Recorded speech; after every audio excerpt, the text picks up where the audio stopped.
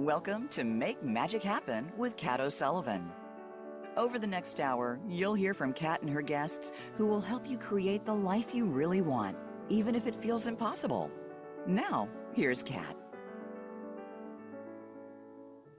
Yeah, Kat here. Whether you're here with me live or listening to the replay, welcome. I am thrilled to have you part of my Make Magic Happen community. It's where we challenge assumptions, shift perspectives, and create new possibilities. And yeah, I'm known for taking on the seemingly impossible over and over again. So today, I'm going to share the one thing all those seemingly impossible experiences have in common. They all start with me seeing a new possibility that I believe will have a significant difference in people's lives. Oh, and they all require a hell yes level of commitment, fueled by a strong why, something I'm passionate about, so much so that I'm willing to step out of my comfort zone, stay the course, no matter what. Yes, anytime we're taking on something new, the importance of a strong why cannot be overstated. I've discovered that each letter of why has innate power. For me, the W stands for wisdom. Tapping into everything I've learned and experienced so far, trusting it's uniquely preparing me to create new possibilities. The H reflects hope, a feeling of expectation, excitement for what I'm championing. And the why is all about the hell yes that sustains me when things don't go as planned. And by the way, they rarely do. Is there something you're passionate about that you haven't acted on yet? Today is all about how to tap into the power of why, to turn the yet into a hell yes. That could be motivating you to innovate a new product or service that would transform people's lives, or disrupting the status quo in a way that creates life-changing new possibilities that would otherwise not exist. Now, if you've been listening for a while, you probably know by now I love challenging assumptions and helping reveal new perspectives that lead to a magical disruption. Yeah, a disruption that's transformational for you and everyone on your path. Now, in last week's episode, Campbell and I focused on the reality that there is no courage without fear and vulnerability. If you missed it, I encourage you to watch the replay. Casey takes us into the cockpit of her fighter jet for a wild ride you'll never forget. And it's the perfect segue for this week's focus on innovating against all odds. Now, the against all odds only happens when we don't allow our fear to dissuade us, and we're willing to be vulnerable enough to share what we want to bring to life, unapologetically. And yes, that takes courage. But wait, there's more. There is no courage unless there's something more important than the fear you're feeling. Therein, your why, what you're passionate about. In my last episode, I shared how I was born in a secret city and how the resulting secrecy factor impacted my life, including being labeled bomb baby when people would find out I was born in Los Alamos, New Mexico. I'm sure they thought that label was cute, but for me, not. It was a label that tapped into long-standing fears around what people would think and my own conflicted feelings about the role my parents played in launching us into the atomic age. Now, that fear fed my aversion to being vulnerable enough to share that reality and any number of other things. Yeah, labels are toxic. They lead to stereotypes, which lead to generalizations. Generalizations, well, they lead to assumptions. And of course, assumptions take us back to stereotypes. I love Martina Navratilova's quote about labels. Labels are for filing. Labels are for clothing. Labels are not for people. I say a hearty amen to that.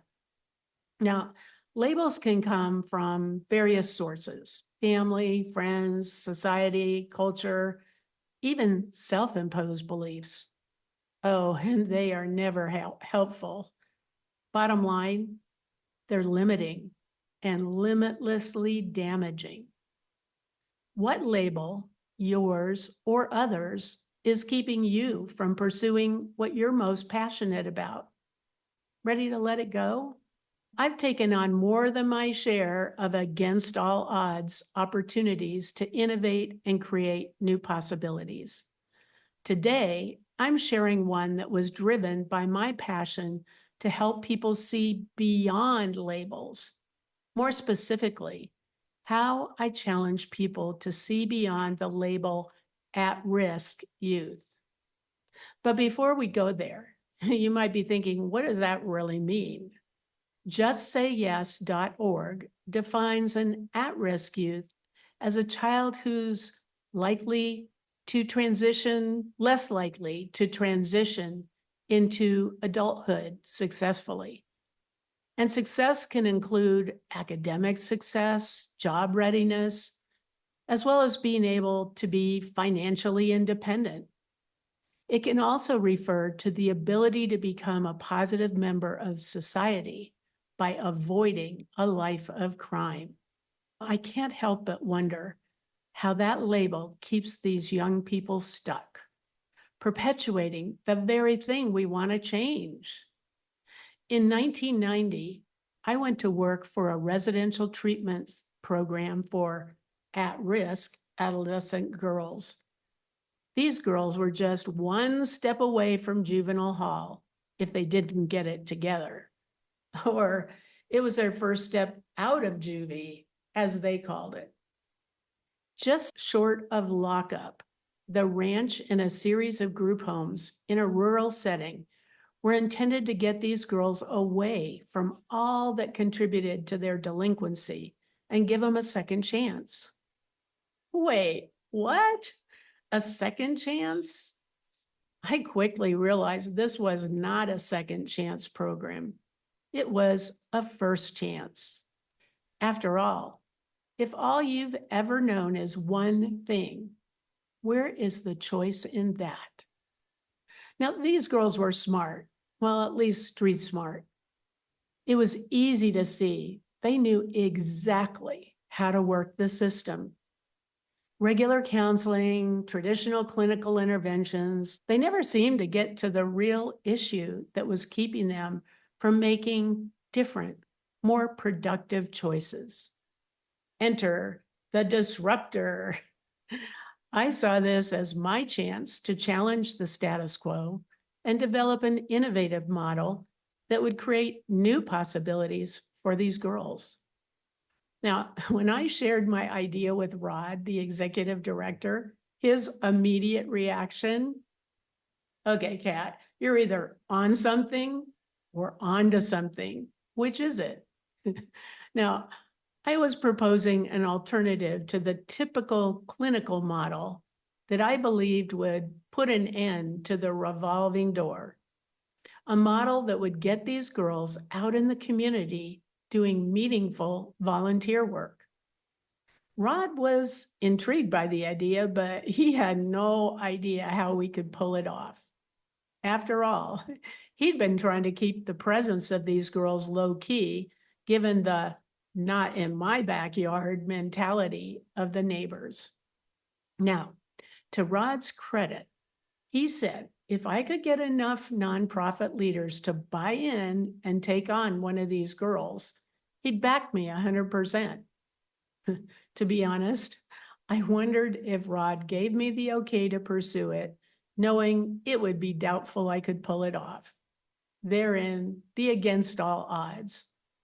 But he didn't know about my Bob Hope strategy.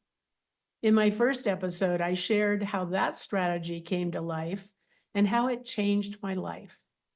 It's all about believing something's possible, asking for what you want, and believing that you're going to get a hell yes.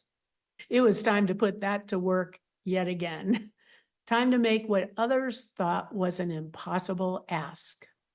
So I reached out to all the nonprofit leaders in the community with a positive expectation that I could shift their mindsets from one of fear around what could be a risky proposition given their backgrounds to seeing this as an opportunity to give these girls an experience that could change their lives. And it paid off. A few weeks later, I had 20 leaders who agreed to give these girls a chance, hoping it would be a win-win-win opportunity. A win for the girls, for their organizations, and the other people that these girls would be serving. Mission accomplished, or so I thought. Possibility, meet adversity. Time to put my why to the test. Even though we had 20 nonprofits on board, everything was coming together smoothly, but some staff were skeptical. Okay, that's an understatement. I was facing unrelenting pushback, especially from the counselors. Their response, Kat, you're crazy. This'll never work. Way too risky. Have you heard some version of this before? Yeah, I kept thinking, if we keep doing what we've been doing, there's no hope for real change. The thought of that playing out for these girls was horrifying, unacceptable. Now, I'd like to say I was able to easily brush off all the resistance, but I was stressed out. Thankfully, Rod made good on his promise. He reminded me why I took this on, how it could transform these girls' lives. Then he gave me 2 invaluable lessons that helped me stay the course. First, envision yourself coated with Teflon. Yeah, negativity can't stick to Teflon. Then put on an imaginary lab coat. See things more objectively. It'll help you not take things so personally. Both strategies worked wonders for me, and I still use that advice today. How could Teflon and a lab coat help you stay the course when you face negativity and opposition? Wondering how this all played out? Well, despite the pushback from some, others were thrilled and hopeful this would turn the tide. I was so surprised. I showed up at a local restaurant only to find they were throwing me a baby shower. No, I wasn't pregnant. I was birthing a new program. It was quite a celebration. Even the local ABC affiliate showed up. So we successfully launched a summer-long volunteer program. Now, admittedly, it was kind of a risky experiment, but by midsummer, we began receiving calls from perplexed probation officers asking, why aren't these girls AWOLing?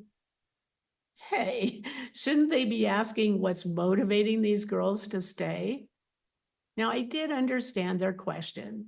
The AWOL rate during the summer was typically sky high, an example of the revolving door. My response? Don't ask me, ask the girls. When they did, they heard things like, I can't AWOL. Johnny's counting on me to walk beside him during horse therapy. Or, I can't leave. Mrs. Johnson at the senior center, she'll miss my visits. Or, They count on me at the food bank to stock the shelves. And I love working with Mrs. Franklin. She's like the grandma I never had. It was better than could have imagined. This was the girls' first chance to experience their value through the eyes of those they were serving. They mattered to someone. Someone mattered to them. It was transformational for everyone involved. How could you help a young person experience their value? The resounding success of the volunteer program led me to explore other ways to help these girls feel successful and equip them for life after the program. I heard about grants available through the county to fund innovative youth job training programs, including placing students in local nonprofits and paying them for their participation. I mean, I was so excited. It sounded like the perfect fit. And another opportunity to employ my Bob Hope strategy. This time, my intention was to get an entrenched bureaucracy to say yes, even though I'd been told they only funded school districts. I got on my soapbox, shared the success we were having. They finally agreed to let me submit a proposal, but they told me, don't get your hopes up. They obviously didn't know about my Bob Hope strategy.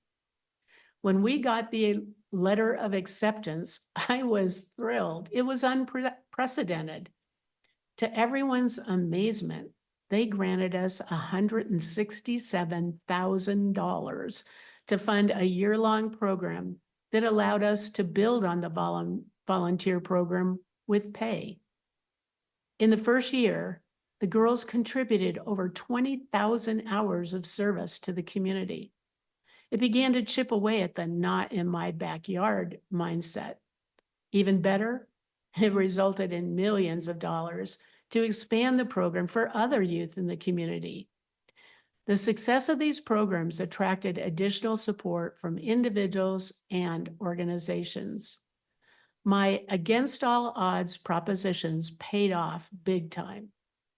My why kept me going when the inevitable challenges came my way. And I'm proud to say the ripple effects continue to make a difference over 30 years later. And all that furthered my commitment to prepare young people for the 21st century workplace, leading me into uncharted territories way beyond my wildest imagination. More on that in my next episode. Now, after the break, you'll meet my special guest, Stacy Fritz. I'm excited for you to hear her inspirational story and how her why helped her overcome everything she knew about innovation. You're gonna love it. Now, time for a short break. Welcome back to Make Magic Happen with Kat O'Sullivan. Yeah, we're back. If you're just joining us, welcome. In our first segment, we explored how why is essential whenever you're taking on something new, especially something that challenges the status quo. I shared my passion for dispelling labels, how creating an innovative model that challenged assumptions around at-risk youth was transformational for everyone involved. If you missed any of that, know you can always get the rest of the story by listening to the replay. Now, it's time to welcome Stacy. So, good morning. Good morning, Kat. Thank you Yes. so much for having me on. I'm so excited for our conversation today. Yeah, I know. I've been looking forward to this. So, now I know you've been in the wellness business like all your life.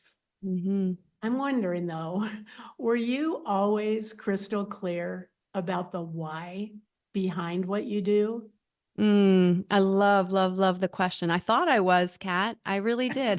As you mentioned, I've been in wellness in part for my entire life, whether it be with youth sports or moving on to yoga practice and then personal training and meditation and working in corporate wellness. And I thought I was pretty clear. I've always been of a service mindset, but I would say in terms of the popular question of my why, my purpose, didn't solidify and come through clearly until I bumped into some tragedy and unfortunate events in my life. And it's interesting, the shift, there's your word, the shift that happened in 2018. Well, let me just say 2016 started the process of what I would call a very, very difficult 3 to 5 years. My mom was diagnosed with breast cancer, and I'm so happy to report that she's healing and thriving. And I would say about 8 months later, when my mom was going through treatment, my father ended up having to have emergency bypass surgery, Oh, unexpected, right? And so that was pretty tough. And I am one of two children, and my brother and I were tag teaming. We each have 3 children each, respectively. And we were doing a great job navigating the aging parents and chronic illness conversation. And we got through that. And the next thing that happened was pretty sad for our family. My brother ended up getting a divorce. And that was really challenging because we hadn't had that experience in our family. And so as we were navigating this new normal, my brother started to not feel well, and he ended up being diagnosed with stage 4 colon cancer at 46. ooh, So the apple cart, to say the least, was completely turned over. And where I'm going with the why is 3 of the most important people in my life were faced with life-altering illnesses.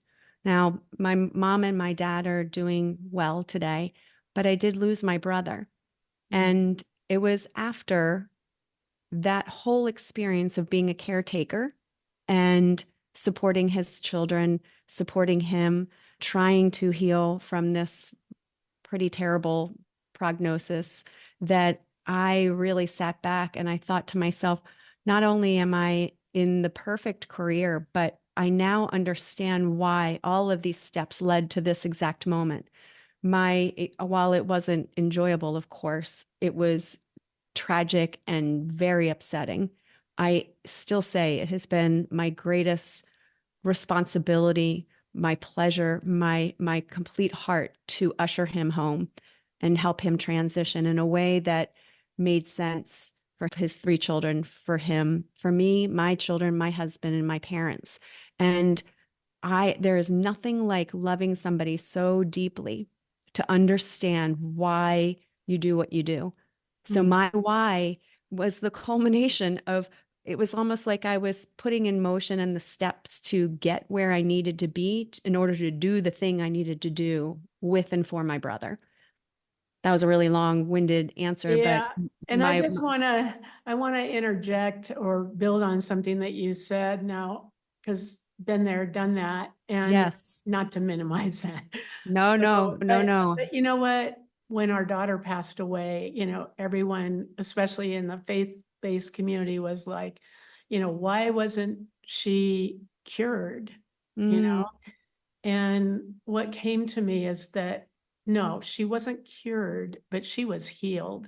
Oh, amen. I And love I that. And I just feel the think same people need to way. hear that, Agreed. there's Agreed. a lot of judgment sometimes, especially in the faith-based community, or those that, would people's faith, like, oh, well, he wasn't cured. Right, right. But you said it perfectly. And this is one of the reasons why, many reasons, but one of the biggest reasons why I adore you. You and I connected on a very deep level in having big loss with people that we love. But I want to repeat what you said.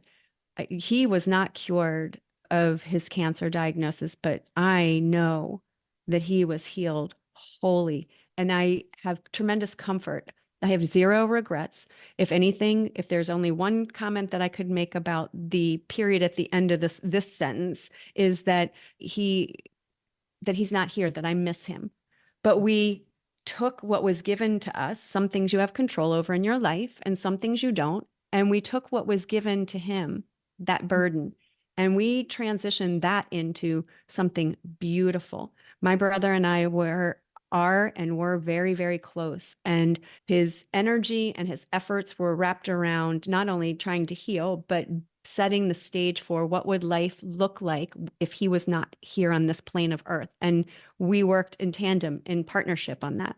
So for me, what he gave me the greatest gift I think anybody will ever be able to give me. And he solidified my service mindset. He solidified that there is the only obstacle is what you believe is in front of you. And to travel on a journey with somebody on this kind of thing is it is the highest level of love that I can possibly think of, that I can sit here, and I know your listeners can't see me, but I am smiling, and I can say that I truly have joy and peace and comfort.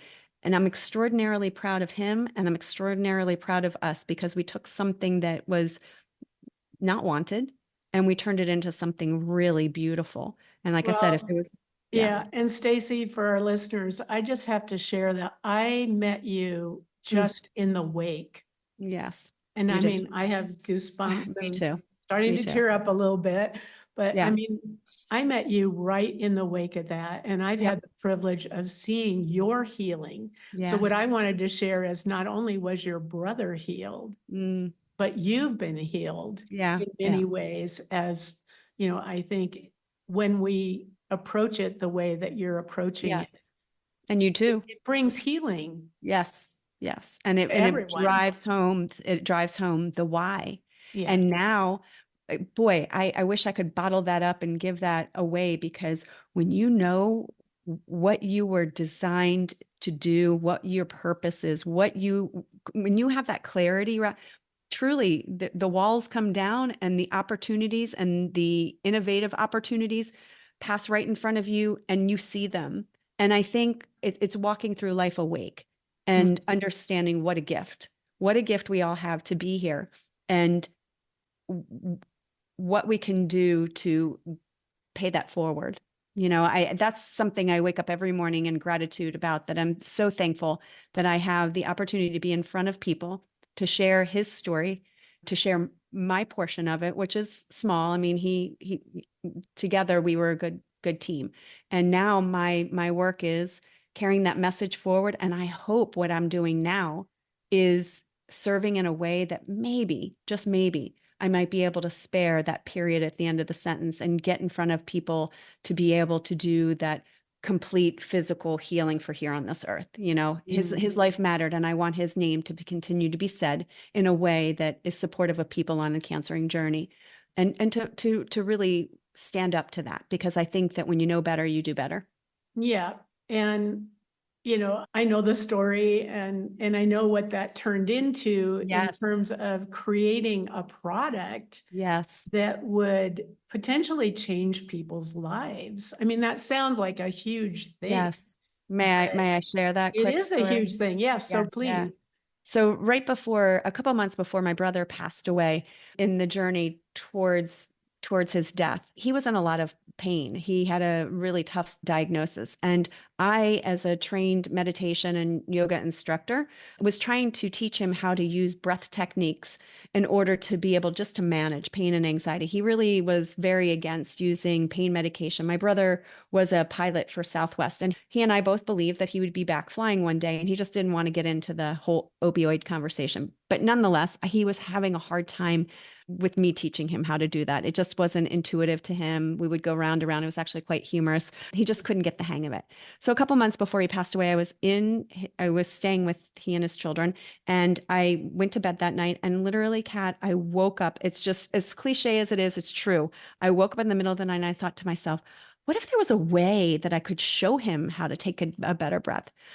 Story short, fast forward, that was the first idea wrapped behind what is now called the Vita Ball. Then, when I first thought of it, it was called the breath bubble. But the Vita Ball is a handheld sphere that you hold in your hand, and it uses vibration and light to be able to give what's called haptic feedback, to teach guided breathing exercises. My goal is that every person that's in an infusion center will hold on to the Vita Ball to be able to take a better breath, to be able to take a guided breath without technology, without an app, that just provides a way to tap into the relaxation response. So the Vita Ball was 3.5 years later. I mean, Kat, it was forever. Leave it to me being clear on the why, because I'm sure most people, I had no background in innovation. I didn't know what I was doing. But as I always say, from a dear colleague, that everything's figure outable, right? And so Yeah. it took me 3.5 years. And February, Valentine's Day this past year, I launched the Vita Ball in my brother's name, where a portion of the proceeds will go to a nonprofit that I work with, Believe Big, that helps people on the cancering journey to bridge the gap between clinical therapies and integrative therapies. Those first 1,000 units that I ordered, Kat, I sold out in about 6 weeks. And I'm on my second production run, and I have high, high hopes for the Vita Ball. Vita means life. I'm sure you know that. My brother's life mattered, and it will continue to matter. And we talked about legacy before, and this is my highest calling, to serve in a way that I can bring him with me, say his name, and be joyous about it, that it put my grief to work in a way that is going to one day help other people. Now, I don't know if I missed this, Mm, way back when or whatever. I didn't realize that that you had birthed the Vita Ball on Valentine's Day, right? I did. I Okay. did. So Vanessa passed away on Valentine's. Oh, I just have chills. Yeah. And it was a joyous day. I mean, I know to some people that sounds terrible, but Mm, she was finally at peace. And like I said, she wasn't cured, but she was healed. And it was so apparent, the energy in the room when, she finally passed yeah, away. So I don't know how I missed that, but we did good, didn't we, it Kat? We was did good. the ultimate day of love. The ultimate day of love. And now, I mean, boy, talk about a strong connection forever and ever and ever. And I feel a sisterhood with you. I know that when we travel, I don't know that what we did or what we were called to do is for everybody, but I sure know that when I meet somebody and I have that connection to travel with deep loss, but understanding that it was big gain, that's a forever sisterhood. So I am so grateful that you and I have had the chance to share our stories, to keep their memories and their hearts with us always. And I just look forward to seeing what opportunities you and I get to serve next. Yeah, and you mentioned the word legacy, which is always Mm, a big one for me, yes, because, most people think about leaving a legacy sometime way back there, or maybe not so far away. it's But the now. reality is we are living our legacy And every how do you want it moment, written? I agree. every choice that we Yep. make is Yes. determining our legacy. And I am just so proud of you for the legacy that you're living and how you're bringing something, how you birthed something Yeah. out of a legacy of love of your brother, and now Yeah. the legacy of love that you can carry on. And it took a while to get the Vita Ball to Oh, Mexico, it did, but it did. but It's right. It got we did there. it. And I'm so excited to be able to have that as part of my morning routine, or whenever I'm feeling stressed out, to Yes, be able to ma'am. pick it up, feel it, touch it. I And, know. I you know. know, That's awesome. we're I'm only a I'm breath away. between your book and my Vita Ball, and like I said, it's really remarkable when you let go of limiting beliefs and you, like you said, you get super curious about what next. And when the mind and the heart is open and we don't resist what's next, I think there's beauty in that. And you certainly encapsulate that. Kat, you glow that. And I'm just feel very blessed to know you. I really do. And I'm very grateful to have been with you on your show. I wish you so much luck. And Well, we're together we're, not quite done yet. yes, yes. So for those of you that are listening live, the next segment is your chance to Oh, call in and join the conversation with Stacy and I me. can't wait. I wonder who And we're we going to look have. forward to your questions, or maybe there was an insight that you got that you want to share. So let's connect after this Yes. short break. Uh, Welcome back to Make Magic Happen with Kat O'Sullivan. If you're just joining us, in our previous segment, Stacy shared what inspired her to create the Vita Ball and the why that kept her going when things didn't go as planned, and much more. So if you missed any of that, know you can always get the rest of the story by listening to the replay. Hey, I just got a note that we have a caller on hold, Jennifer in Mexico. Let's see what Jennifer has to say.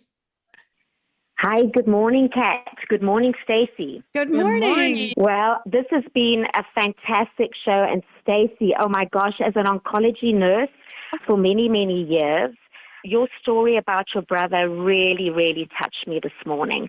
And, you know, I've been working in oncology offices and infusion centers, and this Vita Ball is just amazing. It sounds like the answer for a lot of people who are sitting there for hours and hours and hours waiting for their chemotherapy to be complete. So I love that. But I have a question for you, Stacey. You talk about walking through life awake. Now, that's something that I really struggle with. And I want to know from you, for somebody like me, for example, who doesn't really know how to meditate, I'd love to.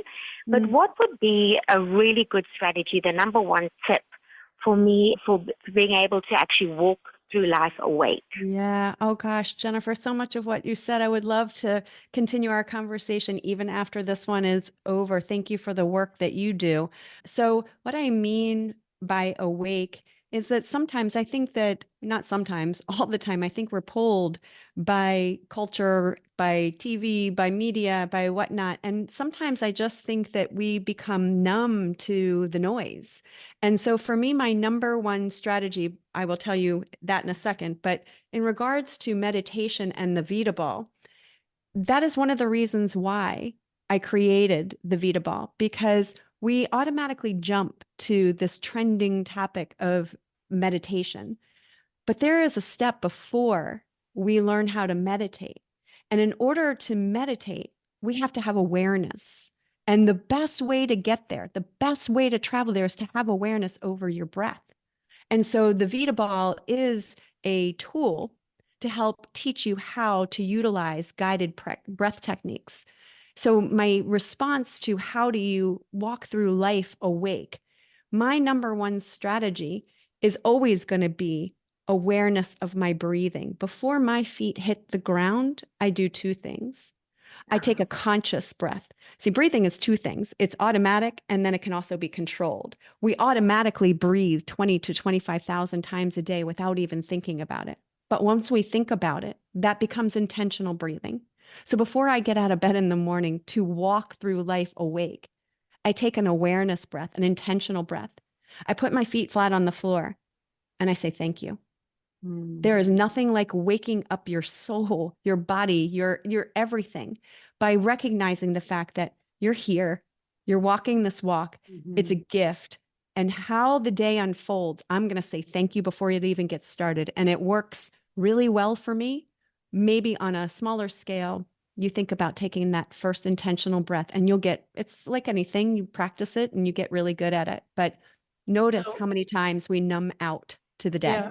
So Stacy, Yes. I am going to put you in touch with Jennifer because Oh gosh, I really wanted to. I know. I really where want to she talk to lives. her. I And really we've got do. a whole story about how we connected that we don't have time Please, for, but I will Jennifer, connect you with Jennifer. I hope you, and I hope I answered your question, Jennifer. And if not, we'll talk offline. Yeah. Thank you. Yeah, you surely did. Great. You're welcome. So thanks for calling in, Jennifer. And we also have somebody else on hold, Anne.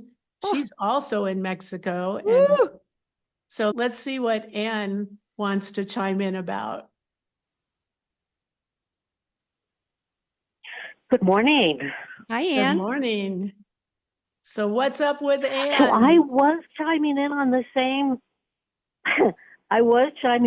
same thing that Jennifer had picked up on. Amazing quote, to walk life alive. The one thing that hit me was, for me personally, sometimes I deflect on kind of like other responsibilities and those sort of things. So I heard about the Vita Ball, and it sounds amazing. But I wonder for you, how do you kind of like stay on track? How do you keep that energy in the forefront? Yeah. Yeah. Well, I think it's twofold. You said something about taking care of others and responsibilities. One of my favorite things to talk about him is my brother was a pilot and for Southwest, I think I mentioned that earlier. And I love to, when I lead workshops, I talk about him often. My brother and I had the shtick down between the flight attendant and the pilot routine, you know, the common things that they talk about the exits, the emergency exits and whatnot. But I use the oxygen mask principle now in many of my workshops. And that is that I believe wholeheartedly that we can't show up in the best version of ourselves without being able to honor self-care for our own well-being. The oxygen mask principle being from the flight attendant says, please make sure you secure your oxygen mask before you assist other people. That to me translates really well, which is I can't be my best for you if I don't honor what I need. And that taking it can be breath related, it can be any other self-care routine. I don't think self-care is selfish. I think it's the most life-giving thing that you can do for yourself and the people around you in your circle that you love. So your question was, how do I do that? How do I stay centered and grounded? It's both. I practice the oxygen mask principle, and I loved my brother so much. I think it would be not a good thing. It would be a negative for me not to show up in a way that serves his memory, what he wanted to do for his children, what he wanted to do for his own healing. And now I'm carrying that. And it's not a burden. It is a joy. The Vita Ball just happens to be the front facing tool, but it's it's my mission. It's my why. It's my North Star. I want that. I want people to say his name. That's where the name came from. Vita means life. And his life mattered. My life matters. Your life matters. And the best thing that we can do is take care of ourselves, take that breath first, and then pass it along. It's what Kat and I did. When you serve like that to the people that you love, how can anything be more beautiful? I want that. I want somebody to do that with and for me someday. Yeah, caregiving and self-care are not mutually exclusive. They're not. And They're I not. have a future episode that will be doing a deeper dive on that because it's really important. That was a great question, Anne.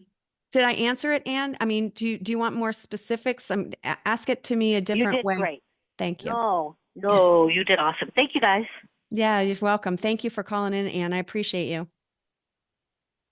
This is great. These are two of my peeps here in Mexico. And what wonderful people you have. you know, there's no way that I could have imagined 2.5 years ago when we moved to Mexico in the middle of the pandemic that I would have such a strong group of powerful women that are on the same page, that are wanting to live their legacy and living their life every day around most important to them. It's amazing. So before we sign off, I just have to share a quote that you shared with me that was so inspiring.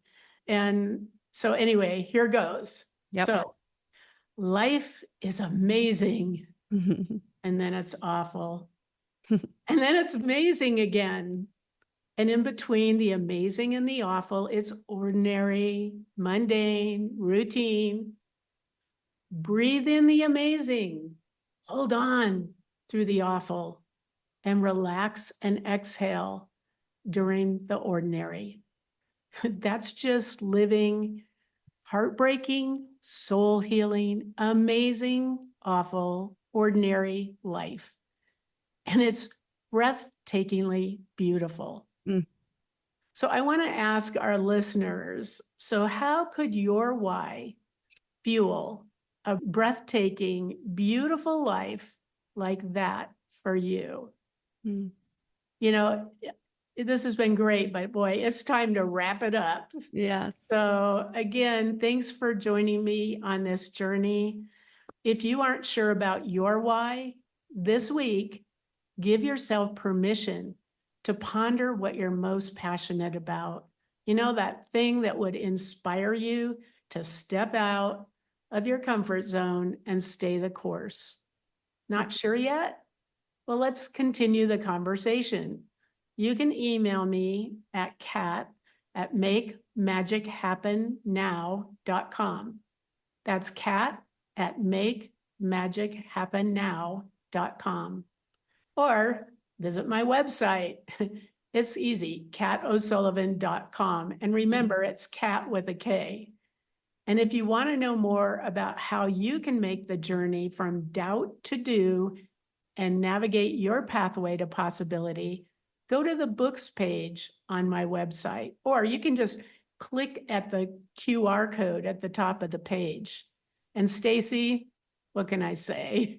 A very special thank you for sharing your why with us and how it made all the difference when you faced the challenges, and I know there were many, of creating the Vita Ball. What a journey. I mean, and if you listeners want to continue that conversation with Stacy, you can email Stacy at stacykf@fit2order.com. That's STACYKF as in Frank at fit2order.com, or visit her website at fit2order.com. To learn more about the Vita Ball, and you definitely want to do that, go to Vita Ball or thevitaball.com. So I hope to see each of you next week, same time, same place. I'll be sharing why I wanted to transform education. Yeah. My passion for creating a learning model for kids who weren't succeeding in a traditional learning environment. And my special guest will be Dr. Jen Mott, educator extraordinaire, and she gives new meaning to making learning fun. You'll discover how lessons learned as a juggler, stilt walker, balloon artist, and fire performer in the circus have helped her create a more engaging learning environment for teachers and their students, and for us, the importance of supporting our teachers. She'll be sharing key points from her new book, Teacher Verance, Nurturing Hope While Embracing Perseverance in Education. It's going to be a lively and fun conversation. I hope we'll see each of you there. And as I always say, onward and upward.